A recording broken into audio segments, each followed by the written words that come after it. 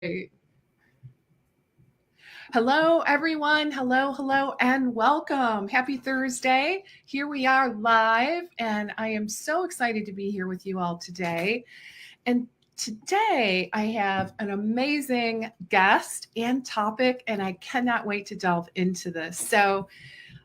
We are going to talk today about the value of connection in the PKU and inherited metabolic disorder community. So we are so lucky to have an opportunity to talk with Kristen Vanags from Flok. And I'm going to have Kristen share a little bit more about her story and, the purpose of Flok and kind of give you all the background info. But before we do that, I want to just give you a quick overview in terms of some of the things that we're going to cover. So we're going to talk about the power of connection and just how important that is within the PKU community, as well as some of these other inherited metabolic disorders. And I'm pretty sure most of us learned about PKU and other metabolic disorders in school, right? I remember I did, but never really expected to see it in real life, right? And so here we are. I actually have a personal story about PKU, and I'm going to share a little bit more about that as well. But today we're going to really dig into just the importance of developing a sense of community, and that would encompass online groups, in-person events like camps, and also some available daily tools for managing the low-protein diet. And all kinds of good stuff, including, talking about experiences and health data to help drive research. So with that little bit of background, I want to welcome Kristen. Really excited. This is the first time Kristen and I have met. So really excited to chat with you today. It's great to be here with you, Lesli. Great. So to kick things off, it would be so helpful if you could share just a little bit about your backstory. So how did you become involved in serving this particular community? Yeah, so it's way back 17 years ago. My second child was born in 2006, Joe. And when he was 5 days old, he was diagnosed with PKU, phenylketonuria. And so that's how I ended up in the inherited metabolic disorder community. It was, of course, a shocking experience, right? You have this newborn, they look perfectly healthy, and then you get this call that they have a rare metabolic condition, and you are sort of thrown into this world of really having to learn, what does that mean? And of course, the treatment is a lot about a low protein diet. So that's how I got started. At the beginning, back in 2006, we didn't have Facebook groups or Instagram or anything like that. And so I really craved pretty early a connection with somebody else, right? Is there a mom or a dad out there that's going through the same thing that I am? And so that was the first thing I realized in the community, is that there wasn't a lot of connection, but there were a couple of things that were great that are related to Flok's story. So Flok is the organization that I work with now. So I'm happy to share. Yeah, I want to hear more about your backstory. And I think it would be super helpful. What does Flok stand for and what do they do? Yeah, so Flok is not a word, but it is a play on the word flock, like a bird, right? So the idea is that the Flok organization has a long history, 30 plus years, and was national PKU news, started by an amazing dietitian that wanted to connect and provide important information to the PKU community. And so way back, it was PKU focused. The wonderful dietitian, Virginia Schuett, she had a 3-time-a-year paper newsletter. Okay. And then she also saw that, right, individual clinics and dietitians were having to educate patients on the content, the phenylalanine content in food, right? Because for PKU, you have to maintain a very specific low protein diet, depending on your particular allowance for natural protein. And so it's really important for, parents like me, to know what is in food and know it at a more detailed level than what you would see on a label, right? So if you see like something has 2 grams of protein, that really doesn't give you enough information about the content of the phenylalanine component in protein to feed your child or to feed yourself if you're an adult. So the Virginia Shuett, the founder of PKU News, created, in addition to this wonderful newsletter that I was excited to receive when Joe was a baby, and I subscribed, a lot of people all over the country, is that she created a food list book. And so it had better nutritional information. And it was, a lot of... Was that the how much fee? So how much fee was the future of the food list. So you had, right. So for many, many years, people had this printed food list. It was a book or it was a binder that you could print out and that you would order. And then Sarah Chamberlain, who's the executive director was then National PKU News. She came on when the wonderful Virginia Shuett decided to retire. And then Jeb Haber, who's the chair of our organization, Flok, he was also involved. And they really got together and said, you know what can we do to make this book easier for people to use? How can we make it easier to update? And so that we always have sort of fresh nutritional data. And so Sarah developed How Much Fee.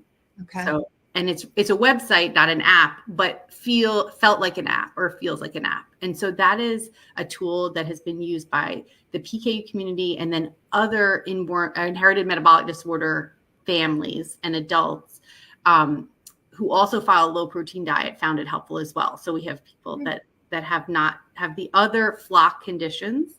And so How Much Fee has been an incredible tool to do daily diet tracking. And then you can also... It's like the Bible from what I... Yes. Right. It's the digital Bible of PKU because that's what they used to call Virginia Shuett's PKU food list book, the hard copy. So it's fantastic. It has been fantastic. And a lot of people in the community use it today. Flok is the new name for National PKU News. Okay. So we are going through a significant transformation, keeping all the great daily support services that we provide, like How Much Fee, and also a whole lot of online support groups that go along with it. We teamed up and combined with a wonderful organization, Cook for Love, that was started by a PKU mom to provide incredible recipes. So that's also under Flok. And so what we've done and why we've changed the name is that we want to serve not just PKU, but other inherited metabolic disorders that follow a low protein diet. So classical homocystinuria, tyrosinemia, organic acidemias, urea cycle disorders, maple syrup urine disease. So those are other conditions that really we want to bring into our community. And there have been people in part of the community, but we really want them to feel like they're part of it, right? That it's sort of all of us. And so we went and decided to change the name to Flok. Okay. Kind of did a rebrand, right? Yes. To encapsulate more people. Okay. Yes. Yeah. And I really want to dig into, just some of the stats around these inherited metabolic disorders and kind of talk through that. Before we do, though, I am curious. I'd love to hear from our audience. I know I remember learning about PKU in college and some of the other ones, but mostly I remember PKU, right? That one definitely stands out. I'd love to hear from our audience. Do you guys remember learning about PKU? And have you ever worked with this population in your professional career? Or do you know anyone with PKU for that matter, right? Because I got to tell you, I really didn't know a whole heck of a lot about it until I got the phone call from my sister. That would have been about 10 years ago now, I think, maybe almost 11, telling me that her newborn daughter was diagnosed with PKU, right? And so that opened my eyes really quickly. And in fact, I'm going to show, let's see if I can figure out how to do this. I'll show a quick photo. Let's see if I can do it though. Okay, here we go. I think this is going to maybe work. All right, can you guys see that? So this is my adorable niece and nephew. So this is Briar and Kaylin and their pup. They live in Seattle, and both kiddos were born with PKU. So, and my sister is very open about sharing. So just FYI, I have her full permission and support in getting the word out. I invited my sister to join us today because she would just have so much insight, but yay for them. They're at Disney. So they are enjoying some family time at Disney right now. But, you can see what's possible, right? Healthy, absolutely, completely normal, healthy, happy, super active, beautiful, beautiful children. So, but again, I really did not have much awareness at all until that fateful day when I got that really panicky phone call, right? Yes, very scary. It's so, and I just remember like how they told her. Oh, it just was, it's pretty horrifying actually. Mm-hmm. Like she gets a call, they're just like sitting on the couch, the new baby, mom and dad, just, gazing at their new daughter. And it was like, oh my God, get in the car now, get to the hospital like now kind of thing. And they're like, what are you talking about? It was just pure, utter panic. Mm-hmm. So yes. Obviously this, the medical community, I don't think they had a lot of experience either. I think I kind of have a feeling that was probably the first time they had ever delivered that particular diagnosis, just based on what I heard from my sister. So anyway, I would love to hear from our audience today. If you yourself have, known anyone with PKU, if you've worked with this population, just, give us an idea in terms of where you're at. Okay. So you're with Flok now. Mm-hmm. And how long have you been with them? Give us a little bit of background on, and what do you do for Flok? Sure. So I'm the director of community engagement. So okay. my role is directing our camp programs. So those are in-person and virtual events. And then also just creating a collaborative environment and, staying connected to our partners, because there's a lot of partner organizations that represent the other inherited metabolic disorders, and just staying in touch with the needs of the community and that sort of thing, which is what I absolutely love to do. I've been on the staff for about 4 or 5 months. I was actually on the board of directors for about 1.5 years, 2 years before that as well. And then previously I've done over my, adult life, I've worked in business consulting. So in business operations and consulting. So a little different, still problem solving, right? But in a different space, but something that for me has been consistent throughout my career, whether it's part of a nonprofit like Flok or in corporate environment, is that relationship building to me really makes such a big difference in you really helping everybody be successful and happy and have the support that they need. So to me, this is a dream job. I'm working with a fantastic group of people at Flok, both the staff and the board and our advisory members. So yeah, it's great. And then I have also, since 2008, I help run a volunteer PKU organization in the state of Georgia. So we provide local. What is that? What is that organization called? It's called Georgia PKU Connect. Okay. And we have a family camp, and then we usually have a holiday event. We can provide, scholarships to different PKU programs. And in the big camp. I think they, isn't that in Oregon? So there is. So that is a camp that has been around. This will be the 21st year. Yeah. So it had been previously run by a wonderful organization, PKU Northwest, and Flok. It collaborated with them a few years ago during COVID to do a virtual event. And then they've wanted to pass that camp along to the Flok organization. There's crossover. I think something you see a lot in the rare disease community is that we wear a lot of the parents or adults with the condition. We all wear a lot of multiple hats. And so Flok now for the last few years has been running this Oregon camp. And it's a 3-day camp in the end of May. It's huge. Last year we had 250 people come to Antelope, Oregon, and it's just very magical because you have people that have gone for the 20 years, right? Since they were little, and now they're grown up, and they can talk about what a difference it's made to really connect with others with the condition that they have, because they're rare. PKU is very rare, 1 in 15,000 births. Okay. And then our other Flok conditions are even more rare than that. And so being able to come together really can make a difference. It really can make or break, whether a child or a teenager or an adult can maintain the diet, because it's so strict, right? I mean, you have to watch everything that you eat every day. These kiddos, they can't just go to a birthday party and do what all the other kids are doing. I've witnessed this firsthand many, many times. And like I said, my sister and her husband, Kara and Jeff, they make it look so easy. So easy. I know it can't be. I've been watching them weigh and measure and log every morsel of food for 2 children since they were born. Yeah. Right?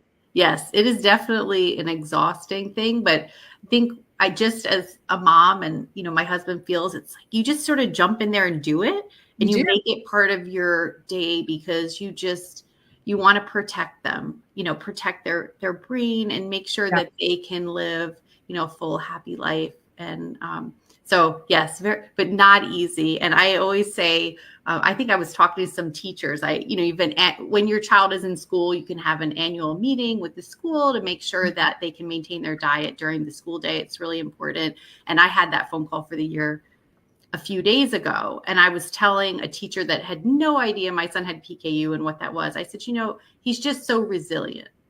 I'm so proud of him, because it takes a whole lot, right? I mean, most people, if I think I can't follow a diet for more than a couple of weeks, a month, or whatever, it's hard. And to think that individuals with PKU or the other conditions like homocystinuria follow their diet day in and day out. Mm-hmm. Can you tell us more about that diet, especially since we've got, healthcare practitioners here? Like, what does it look like in real life? Right. So, like, I know what I see. I see a lot of weighing and measuring, and I also see formula. Yes. Right? Even the formula. They're getting older. My niece and nephew, I think that's still a staple in their diet. So just any information on what does that actually look like? Right. So for most people with PKU, the formula is sort of the center of the treatment.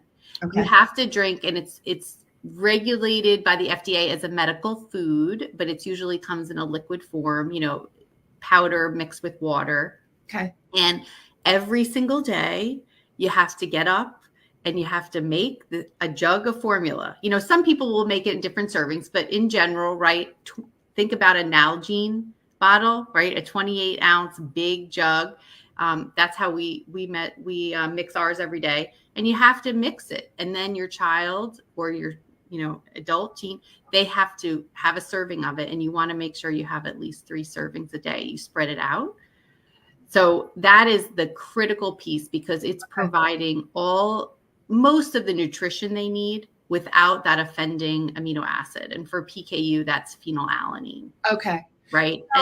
And for people that don't know, just in case, and you correct me if I'm off on this at all, Kristen, but it's the inability to metabolize phenylalanine, which is an essential amino acid, right?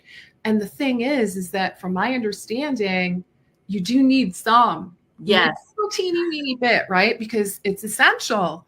Right. And, you know, kind of acts as a building block to, you know, create other proteins in the body. So you do need some. It's not like can't have any. You got to have a little tiny bit. And how do they determine what, you know, what the limit is? Or right. And is every person different? I think the answer is yes, but tell us a little bit about that. Yes, everybody is different. So it's figuring out what each individual's allowance for phenylalanine is or need in their body is really a trial and error, right? Okay. When they're little. So you're giving them a certain amount of the formula, and then you will either do some breast milk or some regular formula, and you're paying attention to how much phenylalanine or natural protein is coming from that other source of nutrition, right? Mm-hmm. And then you test the blood. So we can do a newborn screening test. Most people can do that at home.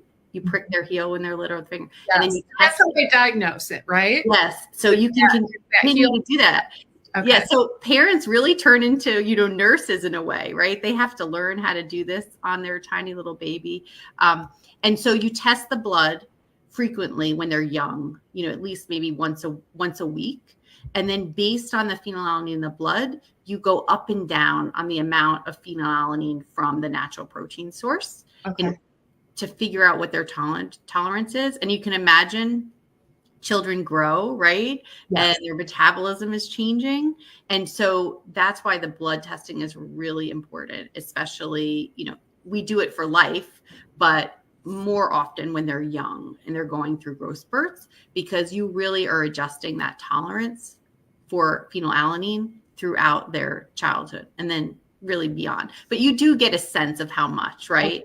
So when my son was young, he could have about 7 grams of natural protein, which is 7 grams, which is generally on average 350 milligrams of phenylalanine. Okay. So there's a conversion there, but there's not the same amount of phenylalanine to protein ratio in every food. They're different.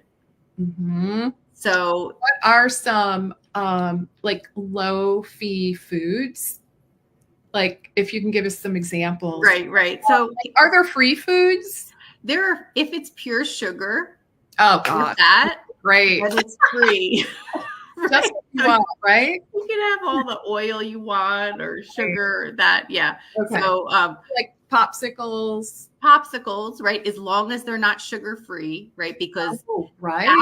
aspartame is not allowed in the PKU diet because it's made more than 50%. I don't know the exact percentage of phenylalanine. So, but yeah, those are more free foods. So carrots, other than that, nothing's really free. Now, some things, depending on an allowance that somebody has, maybe you don't count them, like watermelon, but those does have protein. I remember parents would say to me, they would look at fellow parents and they say, why are you measuring the watermelon? Yeah. That doesn't have any protein, right? They'll say, and I say, oh no, there actually is. So, well, that's how detailed you have to get, right? When you're counting these milligrams of phenylalanine, like I would never think of watermelon as a protein source, but there is a little tiny bit in there, so you have to count it. I wanted to ask you about, so we were talking about the formula, and just the fact that it is a mainstay in the PKU diet, right? How long does that last? When I went to school, I'll just put it out here. I know this is going to make me sound really old, but it was like till they're 3 kind of thing, if I remember correctly. Like it wasn't for life. It was like, okay, well, the brain's pretty much, done its thing by around 3-ish, I think, if I remember correctly. But I know now, of course, right, better. It's still developing at like by 25, right? Yeah. So it's changed, over the years since the 1950s, when they really started to understand what was happening with PKU, and they started diagnosing in the 1960s. In those early years, they thought the brain development ended, at different times during childhood, right? We know now that you have to maintain drinking your formula through your whole life. So it is critical. I mean, I don't know if during when your brain is developing and you're growing, yes, it is probably more critical, but if you have high phenylalanine levels at any point in your life, you are doing damage to your brain. Okay. And the formula is also critically important because for PKU, tyrosine is something, in our bodies, we don't have PKU, phenylalanine turns to tyrosine, precursor to dopamine. Okay. And all these other good things. So people that have PKU can't create enough tyrosine. Oh, okay. So the formula also has that added to it, which is critical, right? To like our mental health and a lot of other things that are happening in our body. So you have to drink it for life. So it just so it's got to be difficult. I wanted to put a comment here. Roxana knew a friend of my son's classmate in high school. Remember her coming to a party, and she came with her special formulas. Wow. Yeah. She ate the foods that she was given, I think, from the Family Nutrition Center. Yeah. Mm-hmm. And she knew what she could eat. Yeah. I remember taking a trip with my sister and Karen, and they just had Kaylin at that point. So just one kid. And, they just make it look so easy, right? Mm-hmm. Like, I know it is not easy, but they had their own, they brought this little cooking griddle, right? So that they could make her special pancakes, to bring to breakfast, right? Because obviously, same thing with like birthday parties, they would make Kaylin's special cake that she got to eat at the birthday party, right? Yes. You always have to plan ahead. Yes. With these diets, right? You always have to sort of be thinking about what am I going to eat, which has got to be exhausting, right? Oh, yeah. For parents or an adult. These kids like the formula. I don't know what it tastes like, but it doesn't taste great. I will say that for us, right? Because we're not used to it. Okay. So maybe for them, it depends, I think, right? Because maybe they've been on the same one for a long, long time. And so maybe their taste buds have acclimated. They're just used to it. They wouldn't taste it the same way as we, but generally they don't taste great, right? Because a lot of it's individual amino acids and it's hard to switch from one formula to another. Oh, okay. Which is, something we saw when there was that very significant formula crisis a couple of years ago. I do remember long ago. So, so the PKU community and the greater metabolic community was impacted by that very significantly. Okay. It was scary because there were a lot of people running out of the formula, and then they had to switch to other products, but then the other products, right? It's a rare disease. So it's not that they have so much of it, right? They had to ramp up production. So that was a very significant thing. And Flok was very involved in the advocacy work and coordination with, between understanding what was happening from the FDA and the manufacturers and the community. So it's the formula. So our friend has to leave. Okay. Yes, absolutely. Thank you for joining us. I so appreciate your comments, and great topic, and really appreciate Kristen coming on with us. So, Kristen, I'd love to hear about, how your son is doing. So I think you said he's 17. He's 17. So he's in the throes of, let's just say, the pizza eating years, right? Mm-hmm. Yes. I'm curious about, how that's going. Yeah. So, it's not easy, but he's doing really, really well. I'm super proud of him. He takes, in addition to his formula, which he drinks 28 ounces of it a day, which is a significant amount.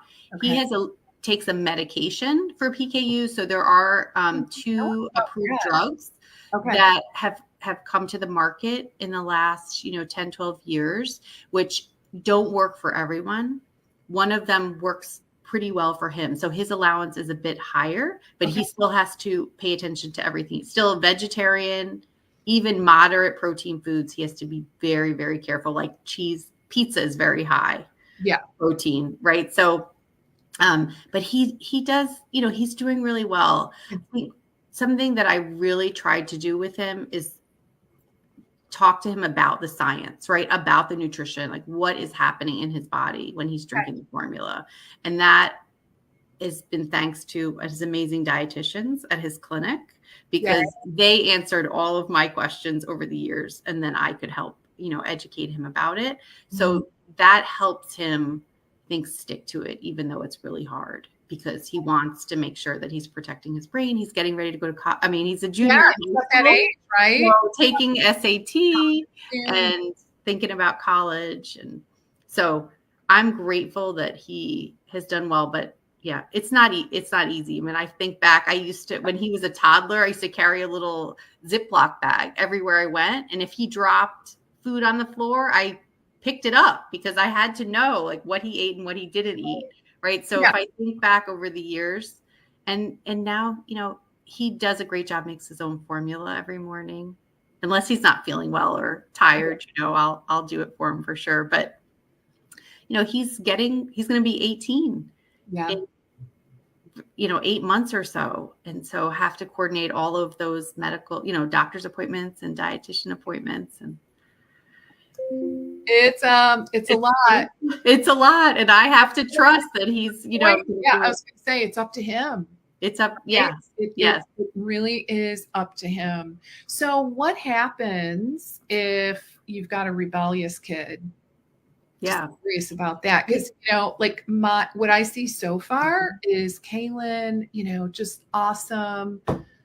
I haven't witnessed any of that yet, but I do know sometimes it's really hard. And I have witnessed tears, Oh yeah. There's a lot of like, I wish I didn't have this, I can remember, or like, I'm going to throw this formula in the trash can. Like it tastes gross or whatever it is. And I know in our community, that is a common thing, and it's understandable, right? It's hard. Like as scary it is as parents, we understand, gosh, there are days where this is not fun and they do not want to do it. Yeah. The camps, whether they're in person or have virtual camp, or any time that we can get people together, makes such a difference, because it can really change. There were 2 little girls, they were 6 years old, came to camp one year. One was having a very difficult time drinking her formula. The other one was doing it like clockwork, no problem. Okay. They met one another, and the one noticed the other one was drinking it. And then wouldn't you know, after that, she was drinking it, no problem. Right? Like there's little, experiences that when you bring the community together can make such a big difference in their life, really. So I'm super excited to be part of that program at Flok in directing our camps, because we're excited. We're continuing to do the one in Oregon, which is incredible. And then we're starting a new camp in New Hampshire this year. It's going to be in September. Oh, nice. So yes, we are very excited. We're teaming up with a YMCA camp organization, and fabulous. Going to create an experience there. So I just know that, I personally have not been to the camps, but I know that my sister, the family goes. It's a really, really important part of their lives every single summer. So really so critical. So there's a couple things I want to make sure we touch on. I want to touch on, are there any other resources and support mechanisms that you want to talk about that maybe have helped you along the way, or that are helpful for parents or, anyone dealing with PKU? Yeah, absolutely. So Flok has a couple of online support groups on Facebook. One is around the How Much Fee, which you mentioned earlier, that still exists and people are using it. And we're eventually going to transform them to a brand new app called the Flok app that is going to have all the amazing dietary information and tracking. And then in addition to that, you'll be able to put in your mood and your symptoms and medications, connect to a Fitbit or Apple Watch so that you can pull in biometric data. And that is the idea is there we're going to, as a community, bring together more information so we can improve and understand what the patient care landscape looks like and accelerate research. So that's great. So there's a how much fee online support group. There's also a Flok Facebook group. That is fantastic. There are other online groups like PKU parents. There's a number of different ones. And then our partnering organizations like HCU Network America, they have resources as well and Facebook groups that they run that are fantastic. So I think the online groups are very helpful. The 2 in-person camps that we have, there are other regional organizations that have camps around the country. So I think no matter what camp is closest to you, sort of getting there is really helpful. We, send newsletters with information. It's we have a scholarship program for individuals going off to higher education. And we're going to we're working on a fellowship program to bring back, we have, I think, given out 200 or so scholarships over a couple of decades. So I think just any way people feel that they can get involved, whether it's online or in person. Okay. It's great. Yes. And why are you so excited to be a part of the Flok organization? Tell us a little bit more about that. Yeah, I'm excited because I love how their programs really meet people where they are, right? Okay. So they help people with the management of the diet every day. They also provide the forums for people to ask questions about anything. It doesn't have to be related to diet, just managing the conditions, right? Or getting together, right? Like say, hey, we're having this. There's a bunch of people going to Disney World. Do you want to come too? So I love the sort of this new vision and what they're trying to do to bring together and make it inclusive of all of the inherited disorders that are related to protein metabolism. Okay. And that cross collaboration with other organizations and community members to me I just love being a part of that because I think we're a little bit different, the conditions, but we have so much in common. Mm-hmm. And that really, way back when I first got involved with PKU advocacy work, I had the fortune to go every year to a conference that was about all of these conditions in the Southeast with alongside professionals. Okay. And they brought in parents and families and adults for these other conditions to talk and brainstorm and see how we collectively can help one another. And I see that in what Flok is doing. And so it's exciting to me. I can't wait to see what the next year or two brings. I am curious about the research because I do know at like the big camp every summer, because my sister, she'll be texting me, oh my gosh, I'm learning about such and such, right? Like new research coming down the pike. Who funds that? Like, how does that work? Right. So there are different organizations that fund research and then pharmaceutical companies, because there's only so much a patient community can do, right? They can do a little bit of seed money for researchers. And we have a science night at our camps that we have one of the medical professions come and give an overview of what's happening, which is fantastic. But what Flok is really excited about doing is bringing patient data together. So in addition to diet, that biometric data, mood data, symptoms, and that way we can look across the PKU and the other metabolic disorder communities and see what is really happening out there, right? Because right now, all of that patient data is really siloed in the clinics. Okay. And so we don't have really a true picture. So I think our communities coming together in what will be the Flok app, right? Sort of version 2. Of how much fee. It's more than version 2. It's a whole new tool, but I think that's really exciting because it's going to accelerate research. We're going to be able to see things that we've never been able to see before, right? How does activity? if you're running a marathon, how does that affect your phenylalanine level in your blood? Does that mean that you need to eat more calories? Do you need a different kind of formula? Like, we'll start to be able to see that if we all come together. Yeah. That's amazing. Yeah. So what is your dream or your hope for the future?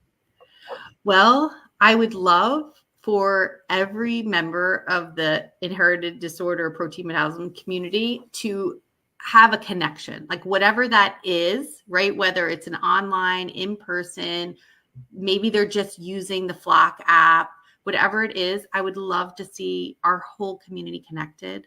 We have a lot of adults with PKU that are, not connected to care any longer.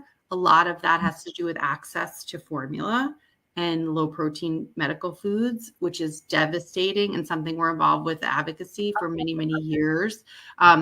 Bringing them back. They don't have, so there's adults that no longer have access. Right. I mean, this is a significant issue in this community, is that because they're regulated a certain way, they're not covered, say, on your pharmacy plan, unless you live in a state or you're part of a program that has required that.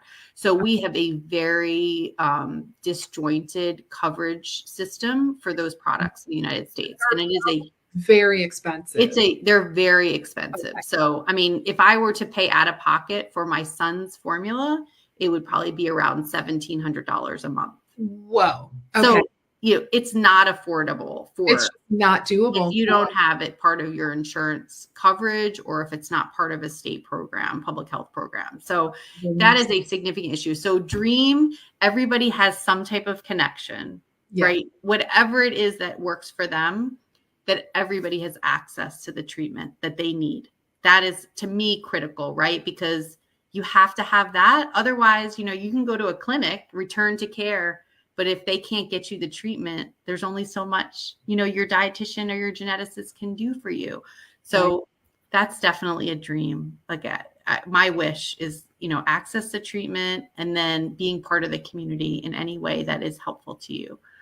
And just accelerate research. We need better treatments, right? We so grateful for the dietary treatment, incredibly grateful, but we need some things that are easier for people to manage on a daily basis. So absolutely. So Kristen, what's a good next step for folks that are listening? I would absolutely love if everyone would check out flok.org. Okay. flok.org. Okay. We have been building, that's a brand new website that we have been building out, right? Because we had a PKU news website. So go to flok.org, and we have all kinds of blogs. There's one on nutrition science, how we want to use patient-led data with machine learning and AI to accelerate research. There's all information about camp. So certainly, if anybody is willing to make a donation to help us, that is fantastic, because we can't have the programs and create the awesome apps without the support. But I think just if you're dietetic community, just having, just learning about the conditions and is helpful, right? Because you never know if you're going to end up in meeting someone or having somebody walk into your clinic that has this type of condition. So we appreciate any kind of support. Okay. Yeah. So I would ask, if you guys are willing, check out flok.org. You can see the website on the screen, and that's FLOK, right? I spelled it correctly. That's right. .org. Check them out if you can. Donations are welcome, and they really, really help move this forward, the entire process forward. So, okay. Any kind of final words of wisdom as we start to wrap up, Kristen? I would just say, thank you so much for having me. It's really a great opportunity for a rare disease community to have, a forum where we can talk to so many people and share sort of the experience of the patients and ask for the support. So just, thank you. Thank you for everybody to, for listening. Yeah. We'll do it again. How's that sound? We'll do it again. Sounds great. Sounds great. That's like every year-ish, like around this time of year. But it'd be it'd be interesting is to maybe dig into one of the other, disorders. Yes, Right? that would be great. We just started, we're sending newsletters and doing blog posts about each of them on our website. So there's a brand new one about classical homocystinuria that was posted this morning. So yes, so I we are going about that. Yes, so we're going to have a feature for every single one, because we really want to make sure that all the conditions and the community members feel that they're part of the organization. Oh, that's great. Okay. Well, we will definitely be in touch. We'll have you back on so we can chat in more depth, perhaps, about one of these other disorders. And I think that would be really interesting and helpful as well. So, all right. Well, I want to thank you again, Kristen. Thanks to our audience. I appreciate your support. And listening in today and your participation with commenting. Really appreciate that. And I will look forward to seeing you same time, same place next week. All right. Take care, everyone. Bye for now.